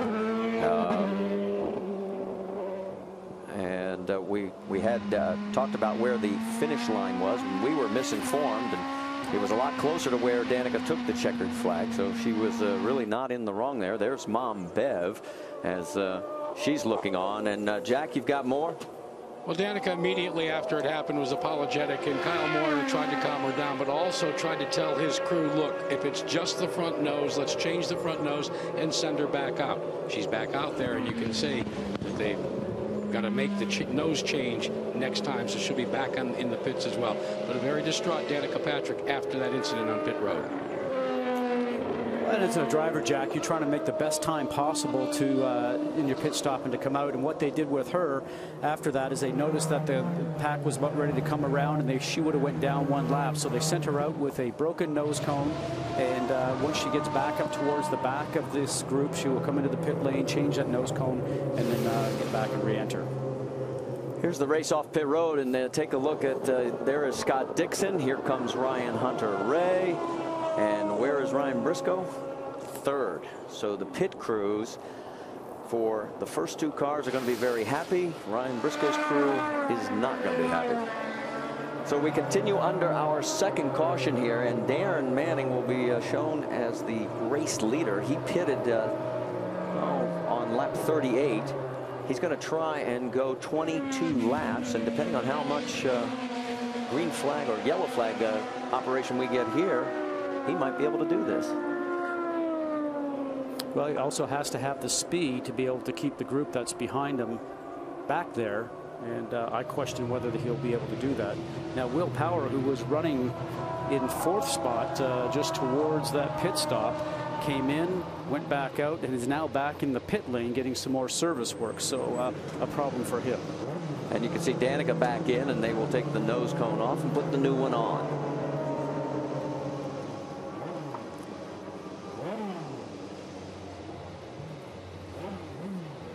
Lights are out on the pace car, so the word is we will go green next time by. Danica will stay on the lead lap after getting the repairs, after having a close call in the pit lane, as no one luckily hurt as they make their way down into the toe of the boot here at Watkins Glen International. It will be Taryn Manning, Scott Dixon, Ryan Hunter-Reay, Ryan Briscoe, Tony Kanaan. That's your top five. Then Buddy Rice, Bruno Junqueira, EJ Vizo, Marco Andretti, and Hideki Muto in 10th.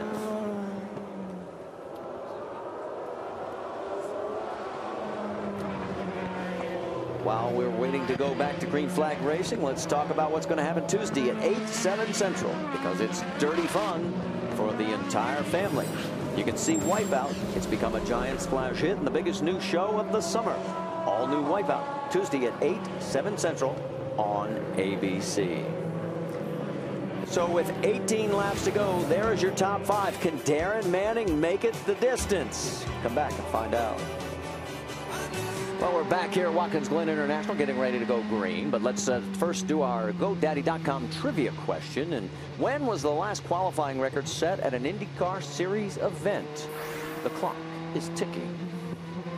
And don't be looking at the answer, Mr. I'm looking Goodyear. over your shoulder. Just sort of like back in school days. Hey, can I get your answer? Okay, the answer right here at Watkins Glen. The year 2007, just 1 year ago. Elio Castroneves at 136 and change. Not too bad. All right, as we get ready to go green here, it has been a spectacular race weekend. The crowds are up. Of course, that's the boot section, and as you see from the aerial photograph, those parking spots, it's an interesting ticket buy. This is made for a camper. I mean, if you love the outdoors, it's $225 for the whole weekend just to park right beside the track. And then you buy a general admission ticket. And but they have made so many improvements here. In fact, the newest being a brand new media center that is right along pit lane that also is a meeting room for everybody. So the fans have turned out. Biggest crowd we've seen in the 4 years we've been coming here to Watkins Glen. And Doug Fritz and his gang doing good. coming to the green flag, and who's going to be able to hang on? Maybe Taryn Manning, or does he get past as he goes flying down the front straightaway? Boy, did he get a jump. Who was sleeping behind him? Oh, contact. Bruno Junqueira and Buddy Rice. They both survive. It's Ryan Hunter-Reay. Whoa, and trouble in the back. It looked like one of the Conquest racing machines. Right now, that is going to remain a local yellow with 16 laps to go. In other words, we'll stay green everywhere else on the track. And look at this, down the backstretch. That's Ryan Briscoe going underneath Ryan Hunter-Reay.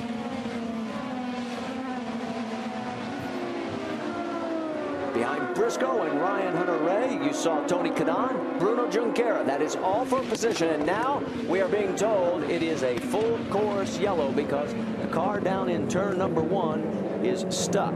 And that's Enrique Bernoldi. It was one of the Conquest team's machines as his day appears to have ended here with about 16 laps to go.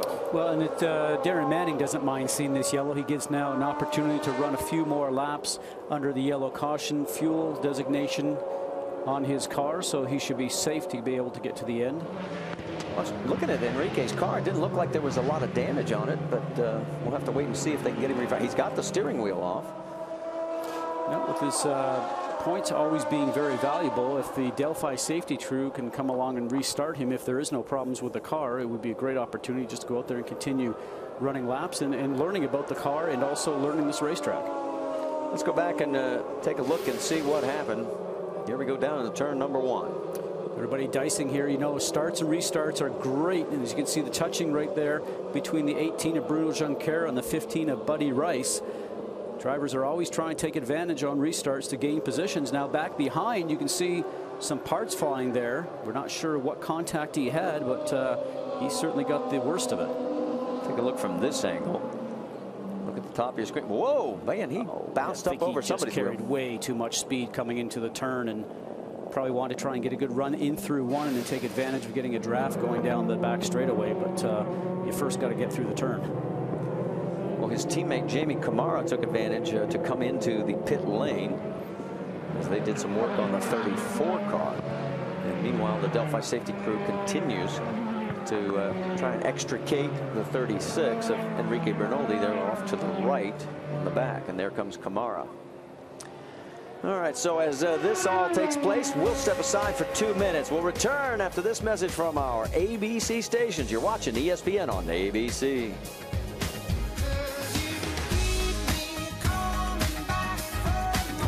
Back here at Watkins Glen International, let's take a look at our Firestone Lap Leaders. We've had a total of 3, with Ryan Briscoe leading the most, Taryn Manning and Vitor Meira owning 4 laps apiece. The fewest leaders and lead changes we've ever had in the history of the event, 5, so we're a little short of that number. So as we take a look, you got Taryn Manning, who is now probably got plenty of fuel as we've been under several laps of caution, and we eavesdropped on the man who's looking to win for the 4th time in a row. 2nd place, Scott Dixon. How much earlier did Manning pit? He must be the lead. He will not make it to the end, Scott, without a big yellow. Copy that. Well, and as you heard my call and Scott Dixon communicating, making it to the end. All the teams along pit lane believe they've got enough fuel to go to the end, but what's most important for Dixon, he can run it at fuel setting 1. That's full rich. That's full fuel for Scott Dixon. No need to conserve, and that may be bad news for all those trying to either hold him off or catch him. Jack Carruth. Well, Vince, it's a bold gamble for Taryn Manning. He brought the field down, went to fuel position 1, but they don't want to burn fuel because, as Mike Culliver told his driver, fuel consumption, we're going to be close for the finish. All right, thank you, guys. Well, it looks like we're getting closer to going green. Of course, you mentioned Scott Dixon in 2nd place. He and Danica Patrick nominated for ESPYs. Danica for Best Female Athlete and for Best Moment of the Year for her win in Japan. Scott is nominated for Best Driver. Online voting's open until July 12th at ESPYs.tv. Take a look at the most IndyCar starts without a win. You saw Taryn Manning on that list. And Jack Carruth, you've caught up with Vitor Meira. And Vitor Meira is not a happy driver right now. Vitor, give us your version of what happened out there. Vitor just took us out. I mean, he's a guy that everybody's been complaining about it. since the first race of the season, not only in ovals, but in road courses. Everybody knows he's a problematic guy to be around. Just took us out. I mean, IRL should do something about it. Looks like they're not going to do it. So does that leave it up to you to do something? What are you going to do about it before the next race? No, I can't hold anything. I mean, it's irresponsible to do it, like certain people do. I guess he does. So I'm just going to go on. The Delphi National Guard does not deserve to be in the position it is, and the best answer to all of that is win races. That's what we got to do, guys. And the frustration evident on Vitor Meira's face as he had a good race car going, and there is EJ Viso, and I'm sure they're going to have some discussion at the end of this race. This time by, we'll have 13 laps to go, and the pace car still out in front of the field. Everybody scuffing tires, waiting for word from IndyCar officials as to when we will go back to green flag racing. And another racer who has had a misfortune today was Oriol Servia. Brianne Pettigos caught up with him. Yeah, that's right, Marty. It was an electrical problem that ended Servia's day. Both your teammate and yourself suffered from electrical issues here shortly ago, but yours ultimately ended your day. What went on? Well, everything went on. First, we got a penalty for entering the pit lane 62, which is my mistake. We should enter at 60, but I think they were a little tough on us for, you know, being half a tenth of a second over the speed limit. But anyway, then we had a damper problem that broke our loom, and that's why we lost the gearbox. So it was, you know, it was not our day. And now Will seems to be having some electrical issues too. You know, that's racing. I mean, we worked really tough to put the cars together to be fast, and we were. But at the end, we had a little bit of bad luck. But again, that's racing. Next weekend, we'll come back strong.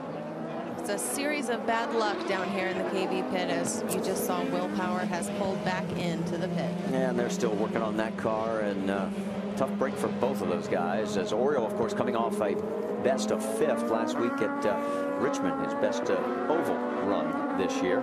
Don't forget to join us Saturday night. The IndyCar Series will continue on ESPN. We'll have the Firestone IndyCar 200 at Nashville. It'll be Saturday, 8 p.m. Eastern on ESPN. For more information, just log on to ESPN.com. Now, we are being told that we will be going back to green flag racing this time by, so we will have 12 laps remaining on this 3.37-mile road course. And Danica Patrick, we have been told we'll have to do a drive-through penalty once we go green for hitting pit lane equipment. And as we said, it was very fortunate that nobody got hurt in that deal. But that will certainly take her back out of 14th place. In fact, we have 17 cars on the lead lap. Will Power right now is the last car if he can get back out before the pace car comes by. And it looks like he has gotten back out onto the racetrack, so he'll be okay and stay on the lead lap. All right, as we get ready to go back to green flag racing, Scott Dixon has Taryn Manning in his sights. Oh no, and what happened here? That is Milka Duno and AJ Foyt the 4th. I'm trying to pick out where on the track this has happened. Jack, you've got more from the pits? Yeah, this just can only help Taryn Manning in his quest to make ethanol with this race car. You know, we're right on the edge. Looked at AJ Foyt and his son Larry Foyt, asked him how close they were going to be. Neither of them wanted to change their steely gaze. You've got to remember, as we take a look at AJ Foyt the 4th and Milka Duno, and I should add that for Milka Duno, Robbie Buell brought a driving instructor in this weekend. Carmen Etrinziger's son, Peter, was the fellow that was brought in because Robbie and he worked at the Skip Barber driving school together, and they talked all weekend to her about for Milka to try and maintain as much focus and push herself as much as she could on this road course. She pushed, and obviously the track pushed back. And that is right in between turns 8 and 9. And I do believe that we're being told we've got a replay of this. We were just about ready to go back to green flag racing. Now keep an eye way in the back of the field. Everybody's trying to get close to each other, getting ready for the restart. And as you can see, it looked like Milka got to being accelerating, and she was going to hit the car in front, so she locked up her brakes, tried to avoid the car in front, maneuvered to the right, and at the same time looked like she took out AJ Foyt the 4th. So we continue under our third caution, just about the time we thought we were going to go back to green flag racing. And there is A.J. Foyt watching on as he knows his grandson is okay. Now, Marty, this is a different situation for Manning and Dixon. Manning's really got nothing to lose right now because he's not chasing a points championship. He's looking for a victory, and he wants to run strong and run well because contract renewals are coming up here later this month, and that's important. Scott Dixon has everything to lose. He's got lots to gain right now because the two guys that are behind him in the points championship are out of this race and not really gaining too many points whatsoever. And he has lots to lose, as I say, if he wants to go there and contest with Manning. What he should do is make sure he can finish the car on the track and gain points. Well, and as they continue on past the crash site, let's check in once again with Jackaroo. Well, remember, A.J. Foyt left everything up to his son, Larry Foyt, last week. It didn't take long for A.J. to come back, though. And A.J., talk to me a little bit about the performance of Taryn Manning this weekend. You guys struggled with the car, trying to find the right balance. And then earlier today, you found that balance, and now you find yourselves leading here in Watkins Glen. Do you have enough fuel to go the distance? Yes, we do. I just told him a while ago we're talking about trying to burn some fuel off because we got a full load of fuel. We don't need trouble, A.J., and it looks like Scott Dixon was involved, guys. And so is Ryan Briscoe. What is going on today? Boy, just after I finished saying that for Scott Dixon, he just had to get to the end and collect points and take advantage of the other guys that had problems. Roger Penske looking on at the big screen here at the track, and Dixon is stalled. Doesn't look like there's severe damage of any kind on his car, but the nose of Briscoe's car is damaged. Well, both of them just have a lot of dirt on both their cars. Look at Chip Ganassi. He can't believe this. Dixon was on the verge. Dixon spun in front of me and I hit him. Wow. Okay, Briscoe, I think he said he stalled in front of him and I hit him. Stalled or spun. You can see the damage on the front of the 6 car right now. Well, let's go back and see if we can see what happened. Here's your race leader. Yeah, he did spin. He did spin. Boy, and then is that uncharacteristic for a champion and a driver the caliber of Scott Dixon? All right, let's go on board with Scott Dixon. Listen in.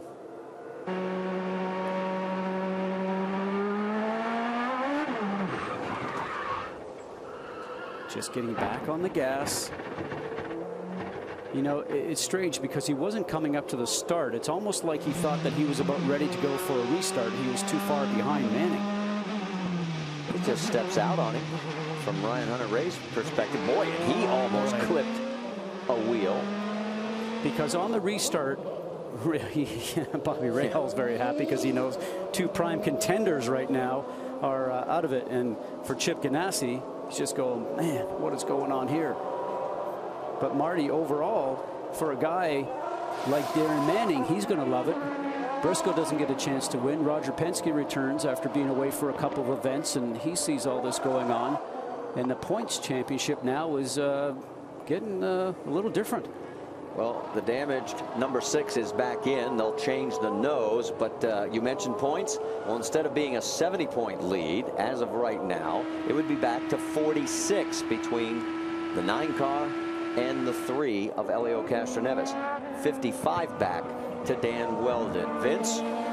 Well, you saw Ryan Briscoe come in and get that nose change, and Roger Penske, ever the encourager on the radio, just trying to keep the driver's head in the game, so to speak, and that's certainly a situation that is difficult at this stage with Ryan Briscoe getting caught up. And I'm going to bring our photographer Brian Compton right over here for a moment and show you guys the damage that was done to the front nose of the 6 car of Ryan Briscoe. But the Penske team did a good job of getting over, getting it switched up right away, and they might be bringing him back in one more time to check to see if there's further damage, but they're going to try to get him to catch up to the field first. Yeah, they're 15th and 16th right now. Dixon 15th, Briscoe 16th, and they are on the lead lap, so that's the one thing that is good news for them. But their chances of winning this race with now soon to be 10 laps to go are severely hampered. You know, Marty, that was very strange because there was no reason for Scott Dixon to need to accelerate going through that turn because the pace car was still on the track,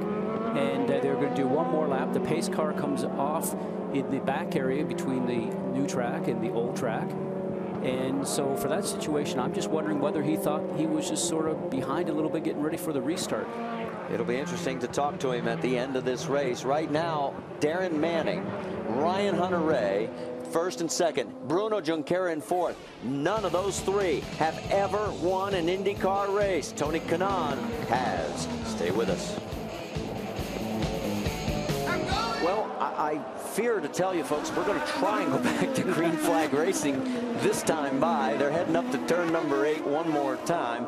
Here at Watkins Glen, it has been a couple of bizarre incidents, one right after another. Milka Duno and A.J. Foyt the fourth, and then two guys that were running really strong up front. Points leader Scott Dixon, who was trying to make history, winning his 4th in a row here at Watkins Glen. He spins it in turn 10 and collects Ryan Briscoe. They are both still running on the racetrack. They are 15th, Briscoe 15th, and it is Dixon now 14th as Will Power has fallen back.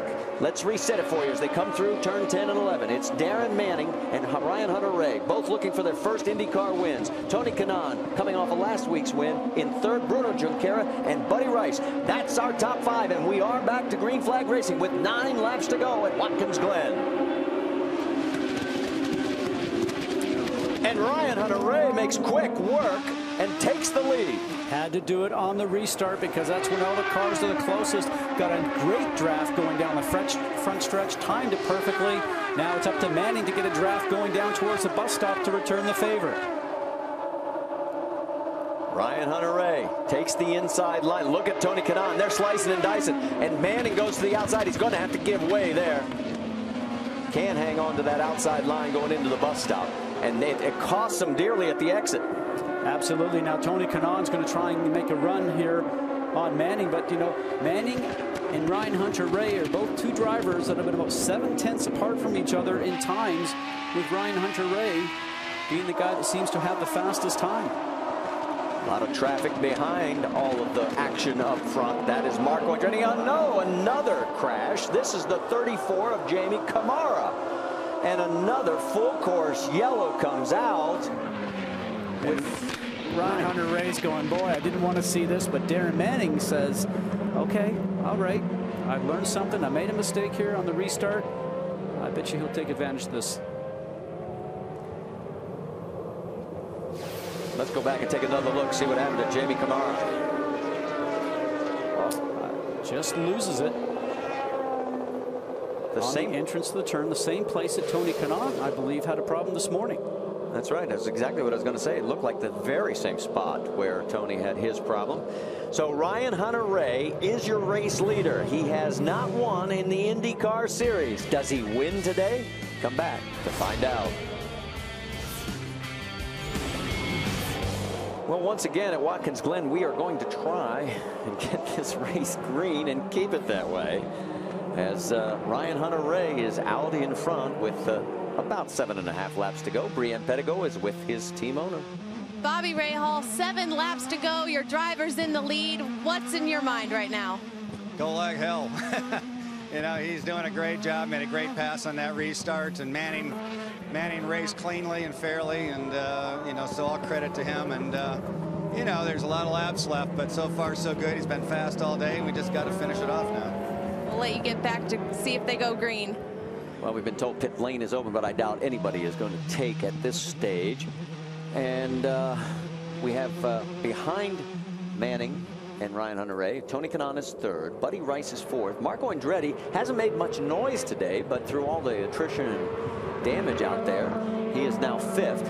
And there he is, as he is right ahead of Bruno Junqueira in sixth.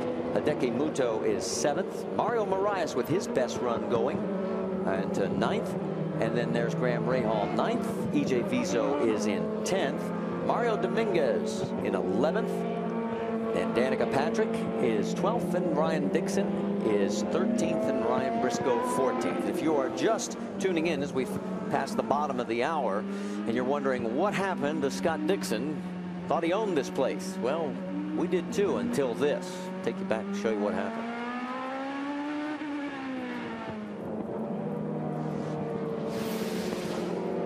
On board with Scott Dixon right now. You see the pace car is just up above. The lights are on. Scott Dixon is warming up his tires. You'll hear him accelerate. And the back end of the car comes around. Now, sometimes what you try and do is accelerate through the turn just to build up a bit more heat in the tires, which might be what he was thinking of doing. And it was very strange. And we had a chance just to sort of listen in on what was going on. Can you believe what just happened? Seriously. Sorry about that. Are you okay there? I don't know. I don't know if I broke anything or not. We just need to get going and we'll be fine. Dixon spun in front of me and I hit him. Are you okay? Are you okay? I'm fine, but I went straight up the back of him and damaged all my front end. Someone tell Briscoe I'm sorry, man. That was bloody stupid. Copy that, Scott. Well, and you heard Scott saying, tell Briscoe I'm sorry, bloody stupid. And you don't see him make those kinds of moves. World-class driver, has driven many types of race cars, and the winner of the Indianapolis 500, and just really a story season going on so far. But I'm still a little frustrated on trying to understand what went on with that, and thus he also maybe was trying to accelerate to get up behind Manning, get a run on him if he thought that was going to be the restart, but the pace car was still on the track, so very, very hard to understand. And let's go back and show you what happened, how Tony Kanaan managed to fight his way through the incident. There's the spin. He's looking for a place to go. And not only that, you have to worry about somebody coming up from behind and running over you, much like Briscoe did on Dixon. Vince, you've got more on Tony? Well, and with Scott Dixon's incident, of course, the trouble Elio Castroneves has had, along with Dan Well, and Tony Kanaan is sitting in the catbird seat, at least in regards to points today. So he's going to be much more conservative than the first two cars in this rest of the way, because he knows he's got a points game today. Well, he started 100 back. He's 64 markers behind right now as we get ready to go green flag racing. Who's going to win this race? There'll be 6 laps to go as they come to the green flag here at Watkins Glen. Now, Ryan Hunter-Reay had the restart that Taryn Manning should have had the previous restart. Accelerated coming out of 10 and got a good run through 11 and a good enough lead down the front stretch that nobody had a chance to draft him. And Ryan, whose best IndyCar finish has been a 6, says, catch me if you can, fellas.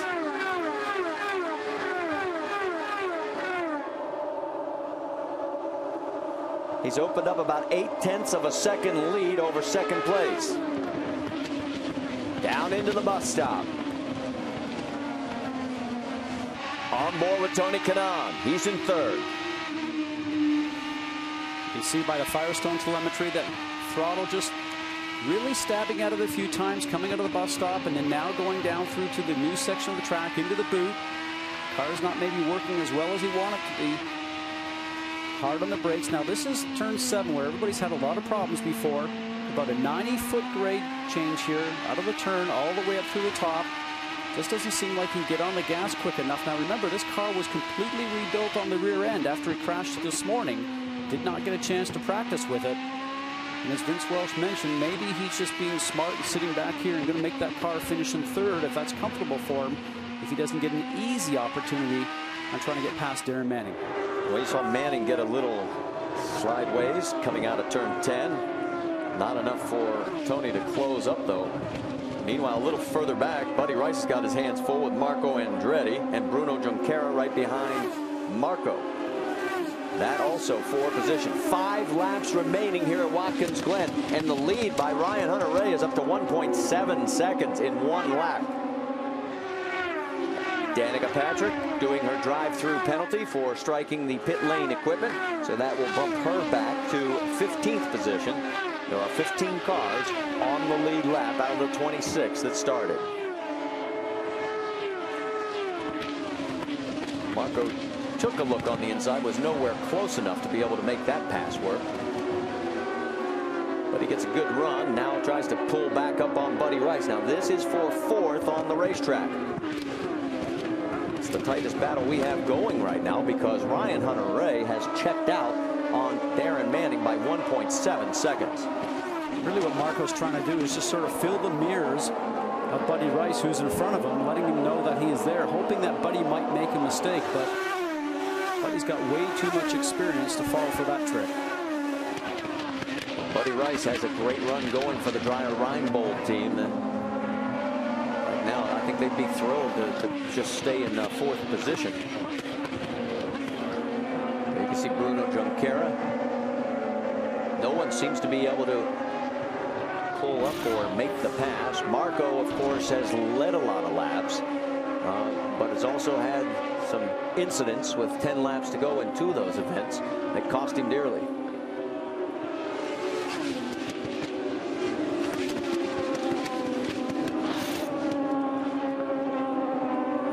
Laps to go here at Watkins Glen.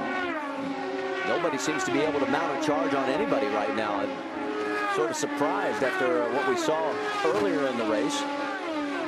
Right now, everything seems to be holding station. Vince?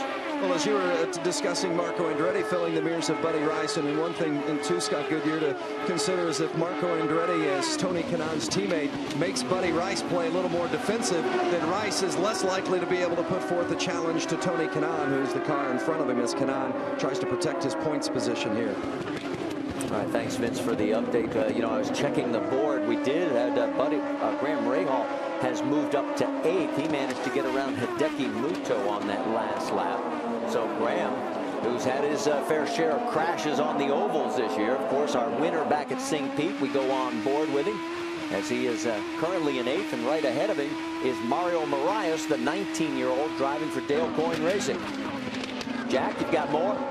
Remember, guys, Graham Rahal crashed here coming out of turn number 7 and really trashed that car.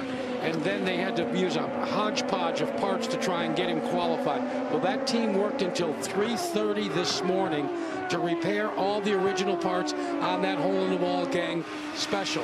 Those are all the same parts that they trashed in turn 7 1 day ago. They got back to the hotel at 3:45 to 4 o'clock, and the wake-up call was for 5 a.m. It's been a long weekend for the Newman Haas Lanigan team for Graham Rahal. Well, he's rewarding the team right now. He's got a good top 10 run going here with 3 laps to go.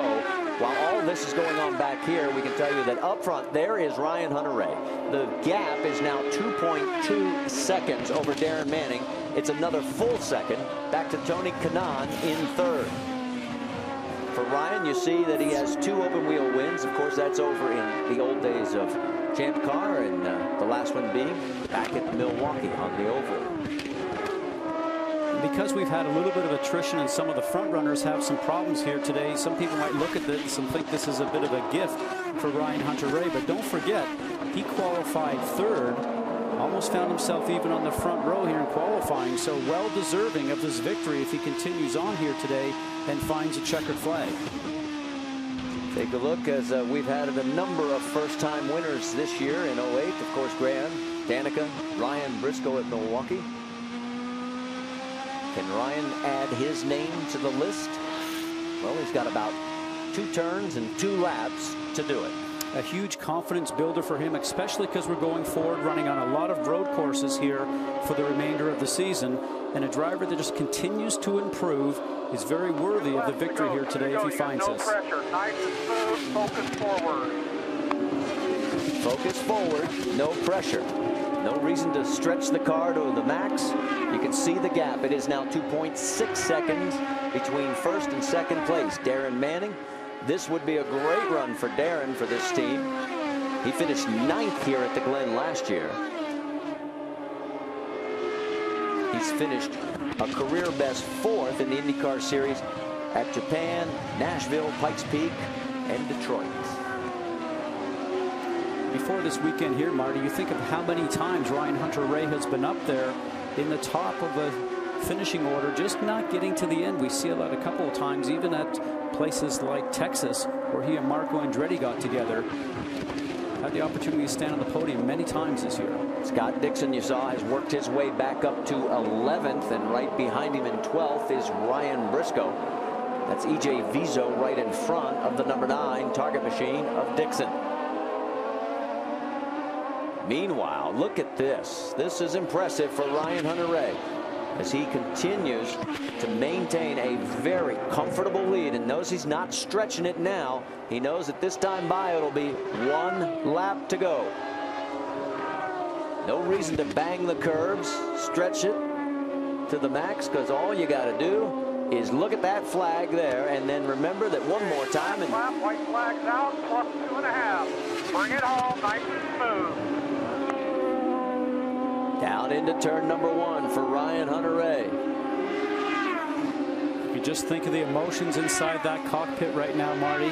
Once he gets up through the S's down the backstretch, very tough to focus sometimes. That's why he's getting the instructions from the team. Just keep your focus. They understand that what a first win can mean to a driver and the emotions he's going through on the very last lap.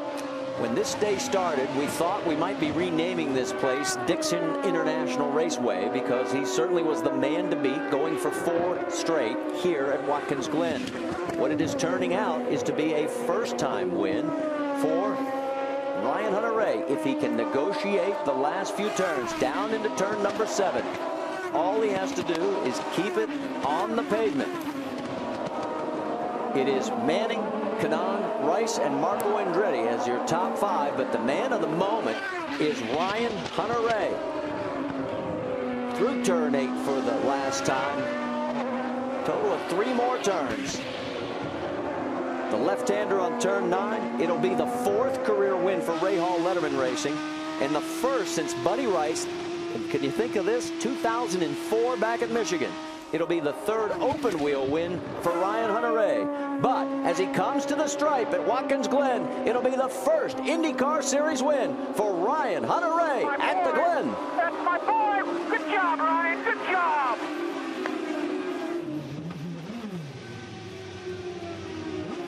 He goes right down. This engine, we got to run it next week. Remember, we win with class, babe. We win with class. Well, I'm not sure he heard the call to save the engine. Very proud of you, Ryan. Great job.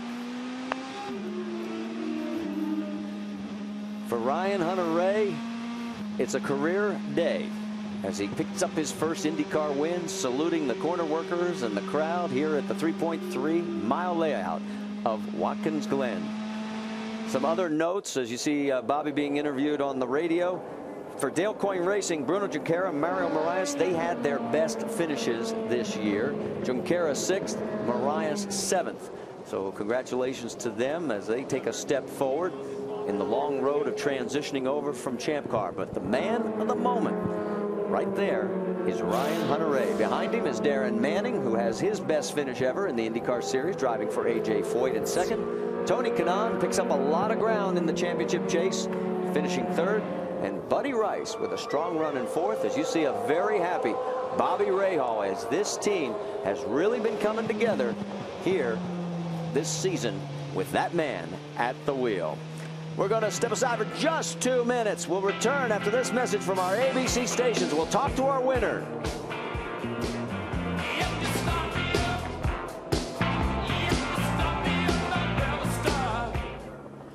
It was an eventful day for that man. It was a bizarre day in other respects, but let's talk to our winner as Ryan Hunter-Reay is in victory lane, Brianne.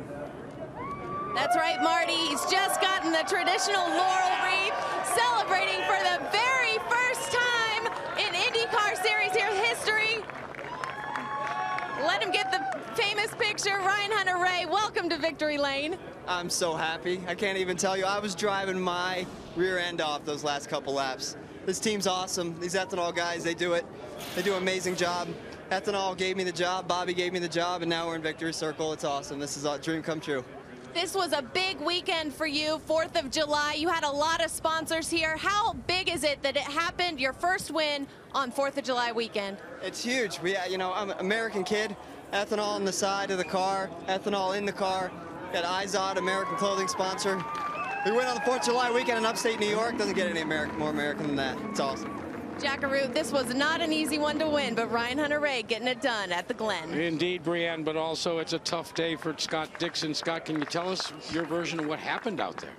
First of all, I want to apologise to Briscoe. You know, I ruined his day, and Penske were definitely having a good one at that. So, you know, I feel bad. You know, I was a complete idiot. My guys, you know, we lost very valuable points today, I think, because there was a lot of people having a bad day. So, I still can't believe I did it. Yeah, it looks pretty bad. So. What was it? What happened? I was just trying to burn the front tyres off a bit, because on new tyres and on the restarts, you know, I was very loose. So I was trying to heat them up, see if that would help it, and got a bit aggressive on, you know, went a little higher into turn, then, you know, floored it with the steering lock in it, and the thing snapped on me. So, you know, I feel more down for Briscoe and the boys. Let's find out Briscoe's side with Vince Welch, guys. Well, Ryan, we saw in the replay you didn't have any choice, but how do you put into words what's happened here today? It's unfortunate, you know. I imagine how Scott's feeling right now, and you know, I guess all of us will mess up every now and again. I just wish he could have messed up and not gotten me involved in that moment. But you know, it's a tough one, because you know, the car's been running strong here all weekend, and I think we had a real shot for a win, or at least, you know, it would have been a real good fight between me and Dixie down to the finish line. So, hey, that's life, and you know, we'll move on. But congrats to Hunter Ray. You know, he was strong here all weekend, and you know, he deserves the win. Tell us a little bit about the conditions that we saw. Many cars off the track, some contact, the aggressive racing on a difficult course. You know, I think most of it was happening behind me, so I didn't really see a whole lot of that. But I think we had a pretty long green stint in the middle there. It almost got us caught out, because I think me and Scott were coming in that lap to pit, and we're real light on fuel. We had to really save to make it under yellow. But you know, I think this track, you know, it's very fast, and any passes that are made are going to be tight. And you know, it's just the nature of the course. Ryan Hunter or Ryan Briscoe, Marty. And it is the moment for Ryan Hunter-Ray, as you can see the celebration continuing. Take a look at the points. It has gotten a lot tighter, as now 48 markers between first and second. Marco Andretti moves up 2 positions. Danica Patrick moves down 2 positions. You know, as you go to New York at the ESPN zone, you'll see a big, huge billboard put up by iZod. They just sponsored Ryan Hunter-Ray. It says, "I am next," and he was today. You can chat with our winner at 7:15 p.m. All you have to do is log on to ESPN.com and Indy Chat. Now, we're going to be seeing you next Saturday night on ESPN at 8 p.m. Eastern for the Firestone IndyCar 200 in Nashville. Coming up next, it's ABC's World News, or your local news, except on the West Coast. For Ryan Hunter-Ray, it's been a banner day. We thank you for watching ESPN on ABC. For our entire ESPN crew, I'm Marty Reed. Till we meet again. This has been a special presentation of ESPN on ABC.